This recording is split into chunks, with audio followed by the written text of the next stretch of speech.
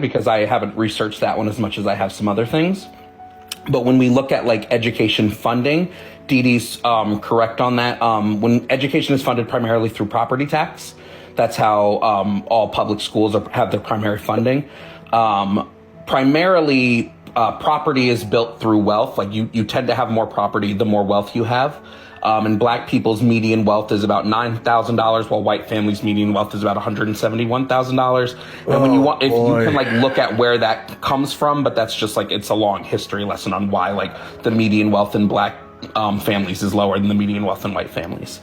And those stats are directly out of the U.S. Census. Another circular rabbit hole argument here. What's circular? Hold on. So, Javon, do you think that black people are not given opportunities to pull themselves up and get over the hump, or do you think I think they weren't until very recently. I think they every time that we were in the past, we were kind of had our towns burnt down. I would say so. Recently, you would say that it doesn't exist. Okay, so when was it? No. I would say we probably started being able to build wealth the same as our white counterparts, probably in 2010 when the Fair Sentencing Act was passed.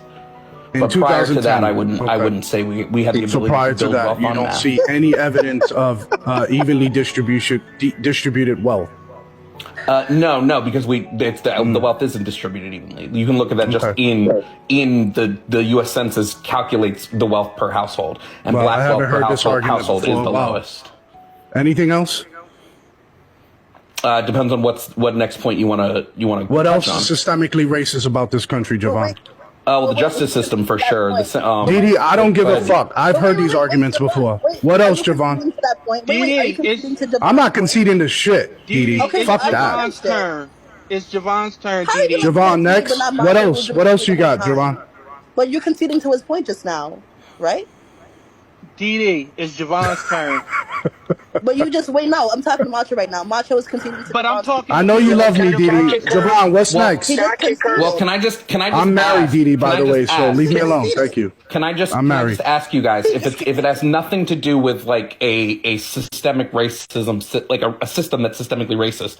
Why is the disparity between wealth between black Americans and white Americans so large? Why is it, Javon? Why is it so separated? That's what I think it's because of systemic racism. You guys don't. So I'm asking why you think it's so large. That because you have more black people that are more entrepreneurs than ever before, and the means and ways of which to get wealth is out there. And let's be honest, wealth is subjective. I feel like I'm wealthy. Facts. Because I'm retired and my family's taken care of for the rest of their life. I don't have to work another day for the rest of my life, and my family's far taken care of. Now, if you compare me to Trump or Bob Johnson or Michael Jordan, that's their wealth. That's subjective to them. But it depends on this whole idea of what's wealthy and what's rich. Because I see black entrepreneurs doing it bigger than ever before, and I see people working. I see more welders. I see more contractors. I see more people going into the education field trying to find ways to pull it up. But then I got arguments like this that's saying systematically you're only going to get but here because of who you are and what your skin color is, and I just don't believe in that. Yeah. Well, no. So I think you have a kind of a misconception on systemic racism. I'm not saying that systematically you can't get there. I'm saying you're starting from a much further back line in the race than your white counterparts are starting. When we just look at averages, when the U.S. Census calculates wealth, they do it via property ownership, they do it via asset ownership, vehicle ownership. Like they calculate it using all these methods. So we're not saying that they're more wealthy by some arbitrary metric of wealth. We're saying they're more wealthy because they, on average, tend to have a wealth of 171.